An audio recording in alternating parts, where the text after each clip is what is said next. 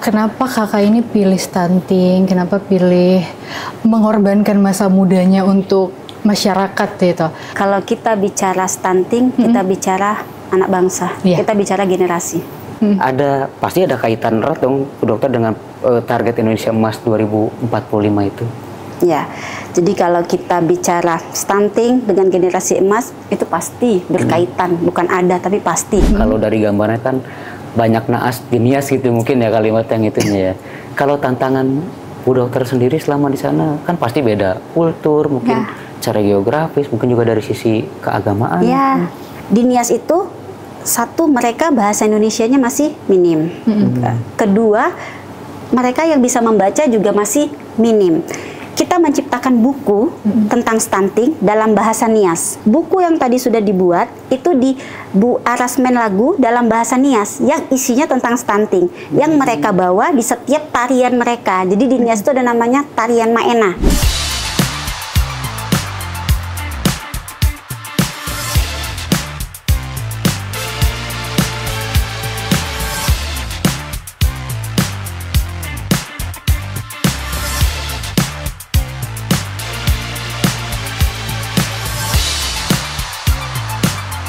Cerita politisi kali ini kedatangan tamunya yang sangat spesial.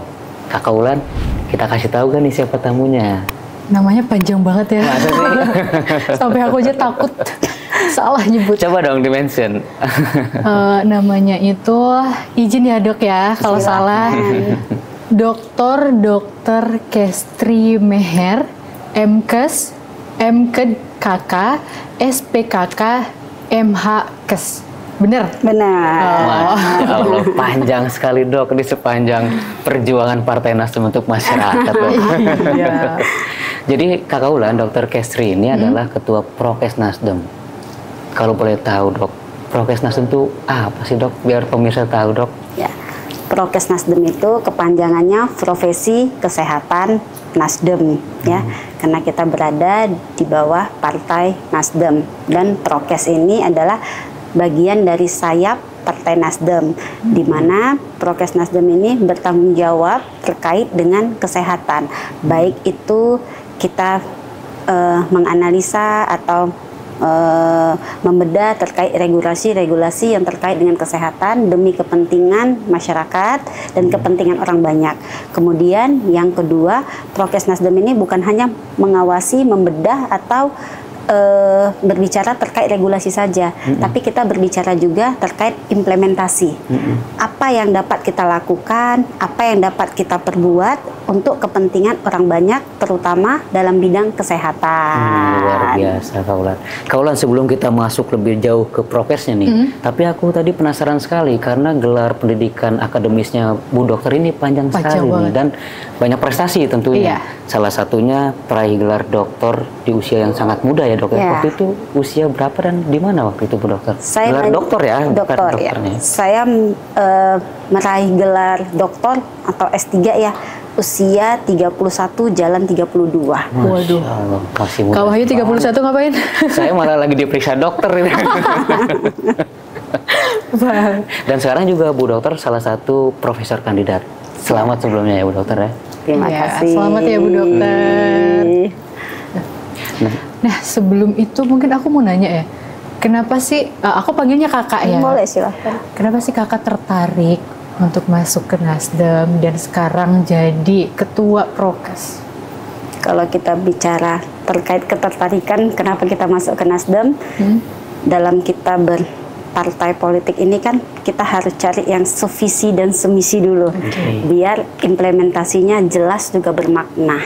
Nah, lalu kemudian kalau kita berbicara tentang politik juga, banyak orang berpikir bahwasannya politik itu kotor. Nah, orang berpikir juga bahwa politik itu penuh kepentingan.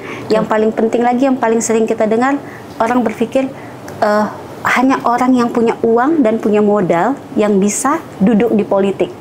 Sebenarnya ini adalah pemahaman yang salah kalau menurut saya ya. Di dalam berpolitik itu seharusnya kita berbicara tentang mendengar, peduli, dan melayani masyarakat. Melayani pun bukan hanya sekedar melayani saja, namun melayani ini adalah memberikan dampak yang besar terhadap masyarakat. Luar biasa banget Kaulan. Karena kalau bicara pengabdian, kemudian melayani masyarakat, ini Bu Dokter Kestri ini salah satu yang mungkin udah banyak asam garamnya dalam melayani masyarakat, Dok. Banyak apa namanya disebutnya, mungkin dunia yang tanpa memerlukan imbalan gitu dalam melayani masyarakat. Itu sejauh mana Bu Dokter bisa ada terpanggilan hati untuk melayani masyarakat secara sampai ke pedalaman gitu katanya? Emang iya, Dok? Ya, sejauh saya berjalan kurang lebih 9 tahun ya, saya berfokus pada stunting, perlindungan perempuan dan anak. Nah, sejauh saya berjalan 7 tahun, saya melakukan riset di berbagai tempat ya, terutama daerah-daerah 3T. Riset terakhir di 5 tahun terakhir saya melakukannya di Kepulauan Nias. 5 kabupaten Kepulauan Nias, khususnya tentang stunting, perlindungan perempuan dan anak. Karena kita tahu juga Nias ini adalah nomor 5 provinsi yang dalam perhatian khususnya di stunting. Jadi alasan memilih Nias itu salah satunya karena memang ada ketertinggalan itu ya, Dok? Iya, 3T. Kita kan di 3T ini kita tidak berpikir bagaimana mereka bisa menyaingi atau menyeimbangkan provinsi-provinsi yang lain. Namun, apa yang bisa kita lakukan, dan apa yang kita lakukan itu memberikan dampak atau efek kepada masyarakat luas, khususnya bagi perempuan-perempuan. Luar biasa. Itu apa yang Bu Dokter temuin pada saat terjun langsung ke sana, Bu Dokter? Ya, sejauh saya berjalan di Pulau Nias ya, dan yang saya lakukan adalah riset, penelitian, bukan how to pass, but how to know. Bukan hanya sekedar lewat, namun yang kita berikan adalah mereka harus tahu, mereka harus paham, dan ketika mereka paham, mereka akan mengimplementasikan, akan berbuat. Nah, sebagai contoh, mass culture di sana, kita bicara dulu terkait perempuannya ya. Ketika mereka usia muda, mereka sudah menstruasi, itu dianggap sudah dewasa. Jadi mereka itu dinikahkan. Sementara kita tahu pernikahan dini itu tidak dianjurkan. Bahkan di negara sendiri usia 19 tahun baru boleh dinikahkan. Nah, namun dari sisi kesehatan mungkin umur 21. Kenapa pernikahan dini itu dilarang? Nah, ketika perempuan itu sedang mengalami tumbuh kembang, lalu perempuan itu dinikahkan.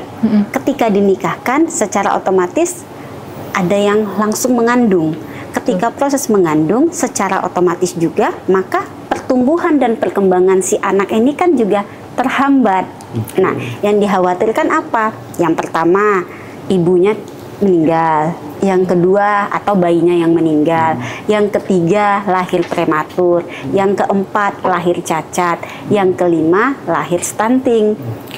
Karena kita tahu stunting itu kan berada di dalam kandungan. Dan ketika lahir, anaknya stunting, ini nggak bisa diobatin. Stunting ini bukan penyakit seperti batuk pilek, dikasih obat sembuh. Namun apabila sudah terkena, hanya bisa dikejar pertumbuhan alamiah dari tubuhnya, bukan intelektualitasnya. Sementara stunting ini yang sangat berpengaruh adalah intelektualitasnya atau pertumbuhan perkembangan dari otak si anak tersebut. Beda dengan yang lain-lainnya. Ya, jadi stunting itu bukan cuman masalah gizi ya, betul ya, kayak, tapi juga pola asuh. Nah, bagaimana caranya supaya orang tua ini mengasuhnya itu baik? Bentar, stunting ini kita nggak bicara pola asuh, tapi kita bicara pencegahan. Nah, pencegahan. Jadi sebelum perempuan itu menikah, nah seperti yang saya lakukan di Nias, kita bekerja sama dengan BNKP. Nah, jadi Nias ini 5 kabupaten kota. Kita bekerja sama dengan BNKP di 5 kabupaten kota.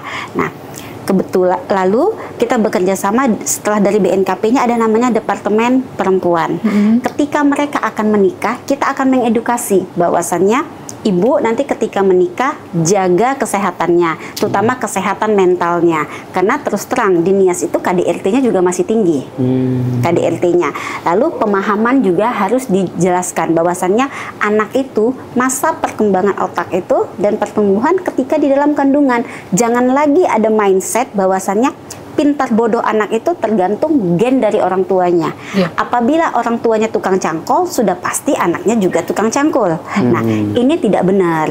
Nah, kemudian yang ketiga adalah ketika anak usia 6 bulan baru boleh diberikan makanan tambahan.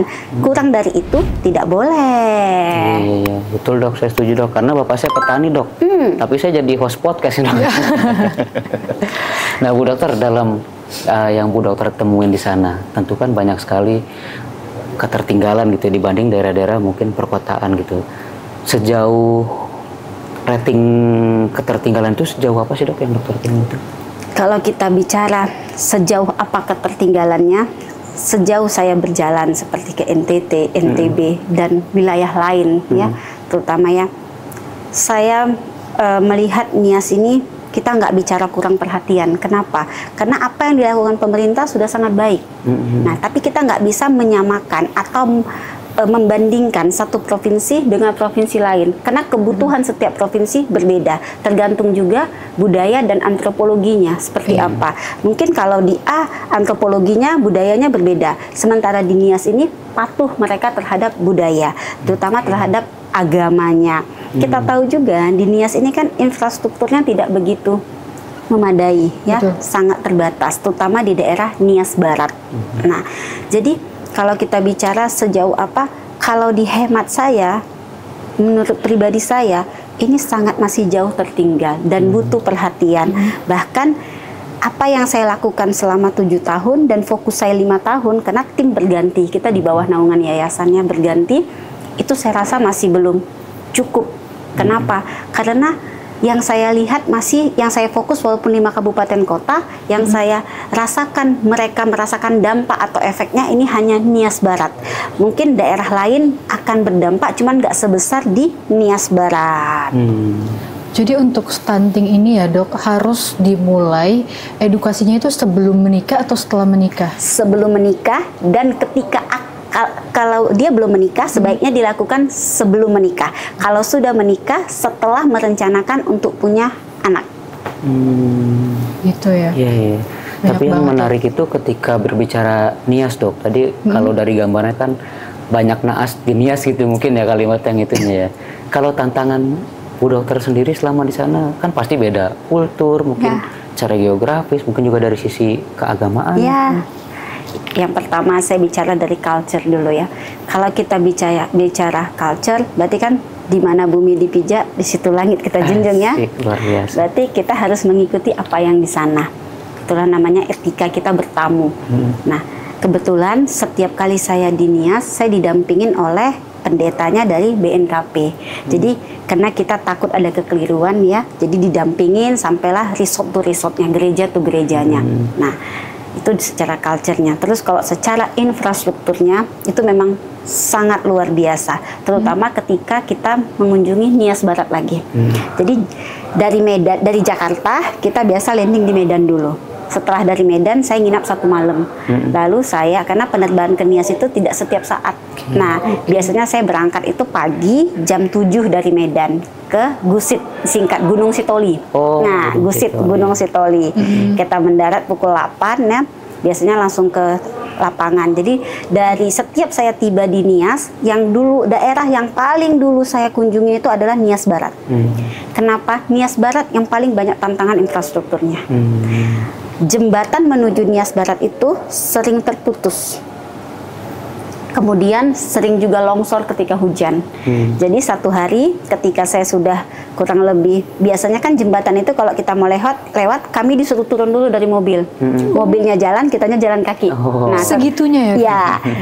Setelah lewat jembatan itu udah dapat aspal, baru kita naik lagi ke mobil. Nah, itu ada 2 kali jembatan seperti itu. Itu belum lagi yang kalau kita masuk ke daerah dalam seperti Mandrehe dan lain sebagainya ya.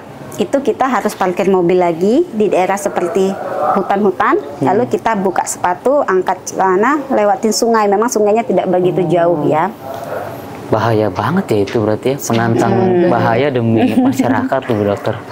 Nah, lalu setelah itu Nias Barat ya, kita di sana 1 hari yang paling benar-benar saya rasakan, aduh ternyata capek juga. Di situ ya baru ngerasa ya. Jadi pulang dari pedalaman itu biasanya kita ke Nias itu 2 jam, Nias Barat 2,5 jam sampai 3 jam. Tapi hari itu kita pergi hampir 6 jam. Karena jalannya, medan perangnya memang lagi musim hujan ya. Longsor, yang kita turun bolak-balik ya. Ketika jalan pulang itu sudah pukul 11 malam. Pulang, mereka bilang, "Bu, apa mau tidur di gereja saja?" katanya. Sementara besok pukul 9 sudah harus tiba di Kabupaten Nias. Nah, Kabupaten Nias jalannya tidak begitu. Tapi kita pikir ini kan hujan deras.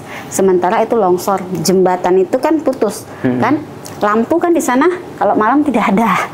Hampir tidak ada penerangan ya. Jadi saya bilang nggak apa-apa, kita jalan aja pelan-pelan.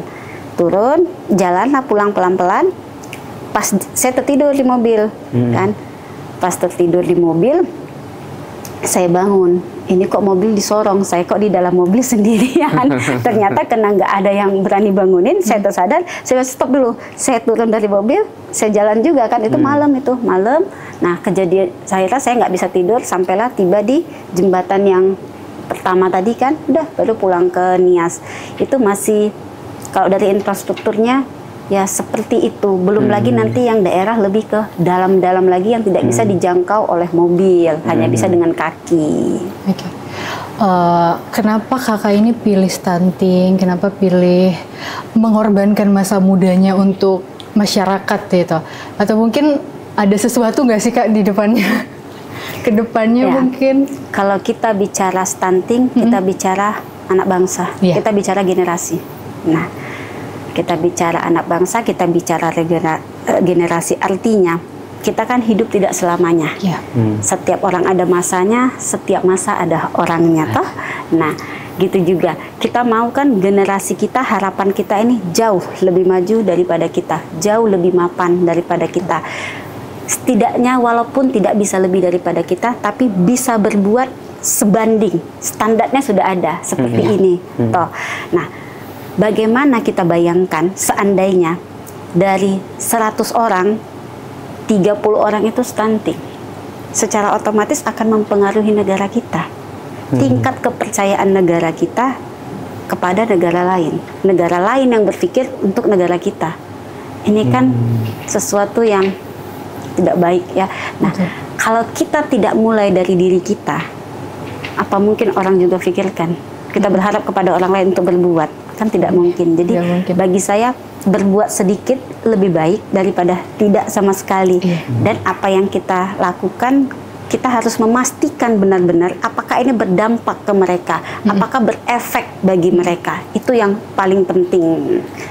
Berarti segala sesuatu itu harus dimulai dari diri kita sendiri. Benar. Banyak sekali kata-kata mutiara dan penuh semangat dari Bu Dokter. Kayaknya habis ini aku banyak status WhatsApp. Banyak pelajaran yang aku ambil juga Kak Wahyu sama. Betul. Nah, yang menarik lagi nih Bu Dokter, kan tentu dalam turun ke daerah-daerah tertinggal, ke Nias, bahkan tadi lagi di hutan, tertidur di mobil, tiba-tiba ada di Papua lagi di Nias. Tadi sempat sorong mobilnya itu apa? Di parkir maksudnya. Bukan disorong, didorong.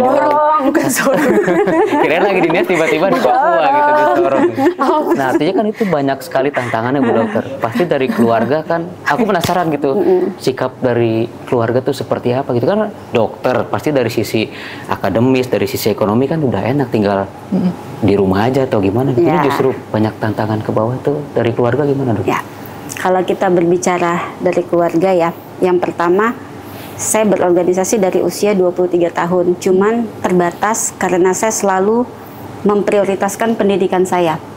Karena janji saya ke orang tua saya, sebelum usia 35 tahun, saya harus S3.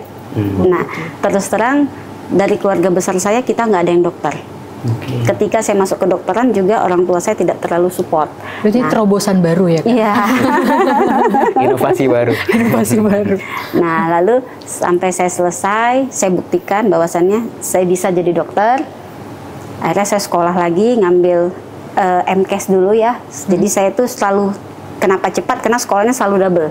Jadi ketika saya tamat SKED, sarjana kedokteran, saya ngambil MCAS. Karena kan kalau kedokteran itu S1-nya udah SKED, koas itu kan kepanitraan kerjasama. Jadi SKED begitu koas bareng dengan kuliah MCAS. Nah, setelah saya tamat MCAS, manajemen kesehatan, magister kesehatan, saya melanjutkan S3 Kesmas. Jadi biar sinkron. Nah, setelah 1 tahun saya ngambil S3, saya setelah 6 bulan saya mendaftar S3, saya mendaftar spesialis kulit dan kelamin. Pusing gak tuh? Nah, setelah saya lulus, one shot lulus kan alhamdulillah, waiting list 6 bulan. Nah, kalau S3 kan 1 tahun kuliah, sisanya disertasi penelitian. Setelah saya selesai kuliah S3 1 tahun, artinya kan 3 tahun disertasi. Di 6 bulan kemudian saya masuk di ini, spesialis kan udah mulai masuk ke rumah sakit. Ini kan udah full, kalau sekolah spesialis kan full time. Nah, lalu setelah itu tamat S3-nya, ya S3 tamat 4 tahun, spesialis tamat 3 tahun 10 bulan. Jadi wisuda dulu spesialis, 3 bulan kemudian wisuda S3, selesai. Saya menikah itu di semester 2 spesialis. Nah, suami, orang tua, semua support di setiap kegiatan saya. Karena bagi saya, yang paling penting dalam kita menikah ya, atau punya hubungan ya, komitmen dan jujur. Apa-apa itu bilang ya, komitmen, yang paling penting itu komitmen kalau saya. Jadi apapun yang saya lakukan, saya tetap lapor, saya tetap bilang. Seiring waktu berjalan, orang tua saya bilang, ini kamu udah menikah, udah waktunya punya anak, katanya gitu. Kamu fokuslah, jangan sekolah aja, urusin orang aja gitu kata. Ya, 4 bulan menikah, hamil, melahirkan. Jadi singkat cerita, kakaknya bentar dulu, termasuk menikah muda atau enggak? Enggak, saya menikah 28, jalan 29. Berarti aman ya? Aman, nggak pernikahan dini ya. Ya, singkat cerita, sampailah saya melahirkan 3 anak ya. Ketika saya sekolah, saya melahirkan 2 anak itu tanpa cuti sama sekali. Jadi, karena kalau spesialis itu izin 5 hari, izin 7 hari, 1 minggu, ulang 3 bulan zaman saya saat itu. Jadi saya melahirkan 2 anak itu di hari Sabtu. Minggu kan izin, nggak ini libur ya. Senin, Selasa izin, Rabu saya udah masuk. Wah, kuat banget. Itu memang bisa kayak gitu dok ya? Bisa, sekarang kan udah canggih. Boleh dok ya? Boleh. Karena bahkan sekarang juga kalau udah habis operasi kan udah bisa, harus disuruh jalan ya, mobilisasi. Dah singkat cerita, sekarang punya anak-anak juga support untuk setiap kegiatan. Luar biasa kalau independent woman, benar. Banyak sekali inspirasi memang yang kita dapat dari Bu Dokter. Nah, terkait stuntingnya sendiri nih Bu Dokter. Kemarin saya sempat lihat Bu Dokter kasih materi di ABN. Ternyata stunting itu banyak jenis-jenisnya ya Bu Dokter ya. Itu memang beda-beda gitu dok. Kalau kita bicara jenis, kita nggak bicara stuntingnya, kita bicara tentang kelainan gizi. Banyak orang yang tidak paham, semua kelainan gizi itu ditarik dengan stunting. Sementara kita ketahui kelainan gizi itu yang pertama ada kwashiorkor, biasa suka dibilang busung lapar ya. Nah, itu akibat kurang protein. Lalu yang kedua adalah marasmus. Kalau marasmus itu biasanya tinggal kulit sama tulang aja, kurus. Dia kurang protein dan kurang kalori. Nah, keduanya ini ketika lahir mereka dalam kondisi yang sehat-sehat saja. Ini yang harus dipahami dulu. Nah, beda dengan stunting. Kalau stunting, kelainan gizi yang memang sudah berada di dalam kandungan. Dan kalau sudah terkena stunting, tidak bisa diobati. Stunting hanya bisa dicegah. Beda dengan yang kwashiorkor dan marasmus. Jadi ini 2 pemahaman yang harus disamakan juga. Makanya kemarin di ABN saya tekankan lagi bahwasannya ketiganya memang adalah kelainan gizi, tapi memiliki arti dan penyebab yang berbeda-beda dan dampaknya ke depan juga berbeda. Berarti pencegahannya itu yang paling utama harus dari ibunya dahulu. Ya, maka edukasi yang diberikan bukan hanya how to know, kamu sekedar tahu, no, tapi intervensi edukasi. Seperti di NIAS lagi. NIAS itu kan tadi kita balik lagi culture-nya. Di NIAS itu, satu, mereka bahasa Indonesianya masih minim. Kedua, mereka yang bisa membaca juga masih minim. Kita menciptakan buku tentang stunting dalam bahasa NIAS. Itu yang kita berikan kepada gereja-gereja sebagai pedoman. Kemudian untuk yang tidak bisa baca, tidak bisa bahasa Indonesia, buku yang tadi sudah dibuat itu di arasmen lagu dalam bahasa NIAS yang isinya tentang stunting, yang mereka bawa di setiap tarian mereka. Jadi di NIAS itu ada namanya tarian Maena. Jadi mereka mendengar lagu sampai menari, tapi isi lagunya adalah tentang stunting. Jadi lengket di pikiran mereka bahwasannya stunting itu ini, yang tidak boleh dilakukan ini, bagaimana mencegahnya. Jadi itulah yang termindset mereka. Lagu pernikahan dini di setelin. Nah, kalau dari stunting sendiri, Bu Dokter, yang paling kiat-kiat, yang paling praktis kali ya, ada gak sih Bu Dokter supaya untuk mencegah, karena stunting ini kan tidak bisa diobati kan, sebuah bahaya itu kan? Ya, kalau kita bicara pencegahan stunting, yang pertama hindari dulu pernikahan dini. Ya, kenapa? Untuk menekan jangan sampai tingginya angka kematian ibu dan janin. Yang kedua adalah agar tidak terjadi prematur. Yang ketiga, stunting. Nah, kenapa stunting ini dihubung-hubungkan dengan pernikahan dini? Sementara terkait perkembangan, apalagi terkait mental health, kesehatan mental si ibu. Nah, kita tahu ketika usia muda, emosi anak muda ini kan membara-bara. Betul. Nah, ketika ini berumah tangga, ini udah ada ikatan, mereka berhubungan. Nah, terlepas dari segala macam itu, ketika emosi ini tidak terkendali, si perempuan ini hamil, secara otomatis yang dikhawatirkan apa? KDRT. Ibunya belum cukup umur untuk menikah, pertumbuhannya sudah terhambat, sedang mengandung, KDRT, lalu depresi. Ini kan juga harus dipikirkan. Korbannya anak yang dalam kandungan. Iya, jadi kita nggak bicara pernikahan dini itu sebenarnya begini, enggak, tapi kita pikirkan lebih ke mental health-nya, kesehatan mental si ibu ini sudah siap atau belum menghadapi masalah-masalah rumah tangga. Ya lagi-lagi pernikahan ini kan bukan cintanya yang terlarang, hanya waktu saja yang belum tepat gitu. Nah, kalau stunting sendiri nih, pasti kaulan juga penasaran nih. Pasti ada kaitan erat dong, Bu Dokter, dengan target Indonesia Emas 2045 itu. Ya, jadi kalau kita bicara stunting dengan generasi emas, itu pasti berkaitan, bukan ada tapi pasti. Seperti saya katakan tadi, kita ini kan bergenerasi, berturun-temurun. Nah, inilah yang kita lakukan, yang dapat kita lakukan mencegah stunting melalui apa? Intervensi edukasi.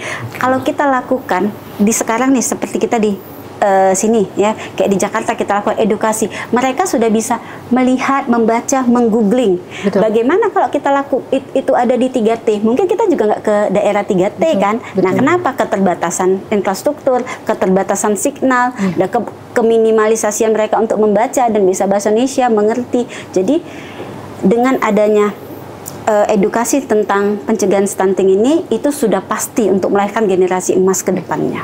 Berarti peran pemerintah itu yang sangat penting ya? Benar. Makanya kemarin salah satu poin yang Bu Dokter tekankan itu kepada kader-kader Nasdem di tingkat DPRD daerah kan, untuk mendorong lewat regulasi dan sebagainya. Iya, benar. Khususnya stunting ya. Ini nih, sekarang sebagai ketua prokes ya kan Kak, apa sih visi dan tujuan Kakak, terutama mungkin terkait kesehatan masyarakat, khususnya di Nasdem?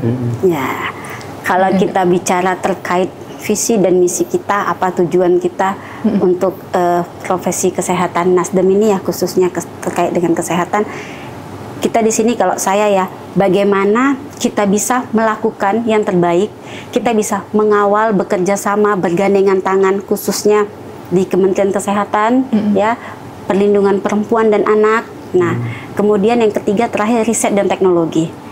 Dalam sesuatu hal, terutama berhubungan dengan kesehatan, tanpa penelitian, tanpa riset, itu nggak mungkin.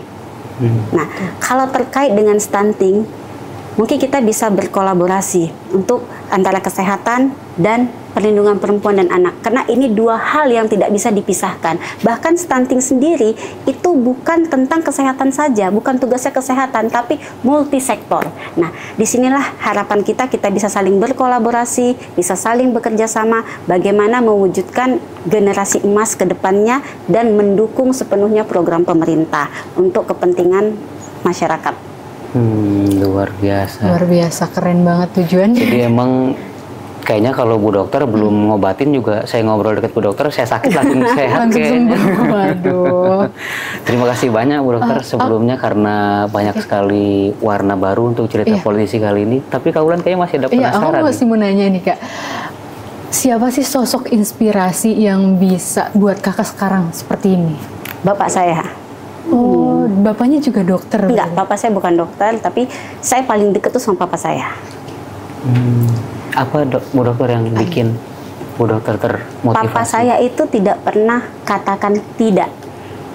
Jadi setiap apa yang saya bilang, saya panggil papa saya itu Dada ya, karena kan kita ada turunannya Dada itu artinya papa. Jadi setiap kali saya bilang, Dak, Kestri mau begini-begini, ya silahkan, nanti baik buruknya kamu pertimbangkan katanya. Karena kalau kita nggak berani mencoba, kita juga nggak tahu apa yang kita dapat kan. Nah jadi ketika saya terjun ke dunia politik, papa saya selalu bilang, kamu masuk ke politik hati-hati, politik itu kotor. Jawaban saya, politik tidak kotor, individunya, tergantung individunya seperti apa, saya bilang begitu. Akhirnya setuju. Nah yang bikin penasaran lagi nih mungkin, kalau Bu Dokter mungkin flashback ke 10 atau 15 tahun lalu, terbayang nggak sih ada di posisi saat ini gitu, jadi ketua umum Prokes Nasdem gitu misalnya, dan apa yang akan kakak sampaikan untuk seorang Dokter Kestri di 10 atau 15 tahun yang lalu? Kalau bagi saya, politik itu bukan hanya sekedar jabatan seperti yang saya katakan tadi ya. Jadi saya tetap komit bahwasannya politik itu adalah tentang mendengar, melayani, dan mengayomi. Jadi di setiap ada niat baik kita, pasti ada jalan yang terbuka untuk kita. Insya Allah. Nah, untuk perkembangan prokesnya sendiri, Bu Dokter, saat ini sudah sejauh mana nih tingkat kepengurusan prokesnya, Bu Dokter, baik di tingkat pusat atau provinsi dan daerah? Ya, kalau prokes ini berdiri ya Agustus 2024. Nah, provinsi yang sudah dilantik adalah Sumatera Utara yang pertama kali. Kemudian mungkin ke depannya setelah Lebaran akan ada Palembang, Lampung, mungkin disusul juga dengan Kalimantan. Siap. Oke. Dan terakhir, mau nanya sekali boleh lagi? Deh, boleh. Dari pengalaman yang begitu banyak nih kan Kak, kalau peran politik dalam mendukung penurunan angka stunting itu gimana sih harusnya? Kalau kita bicara peran politik kita ya, bagaimana untuk menurunkan stunting, jawabannya adalah berkolaborasi. Berkolaborasi. Kita berbicara terkait politik. Secara otomatis kita berbicara juga terkait kerjasama, terkait kolaborasi. Bagaimana caranya?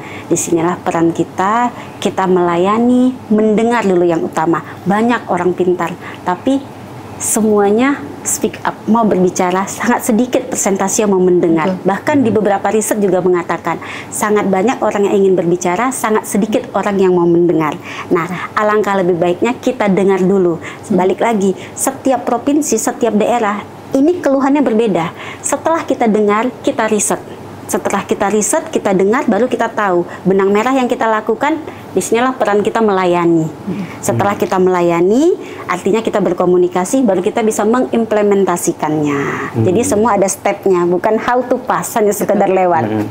Jadi aku udah dapat banyak nih Kak Wahyu. Aku mungkin mau banyak-banyak mengedukasi orang ya, kayak Dokter Kestri. Semoga ya aku juga bisa kayak beliau. Amin. Nah, Bu Dokter nih, dengan begitu pentingnya peran politik dalam kebijakan menekan angka stunting di Indonesia, kemudian kebijakan itu kan lahir tentu dari orang-orang yang punya kapasitas dan kredibilitas. Dengan apa yang Bu Dokter sampaikan begitu luar biasa, tertarik gak sih Bu Dokter untuk mungkin terjun ke dunia legislatif gitu mungkin? Ya, kalau kita bicara ketertarikan kita untuk legislatif, itu pasti ada ya. Kenapa?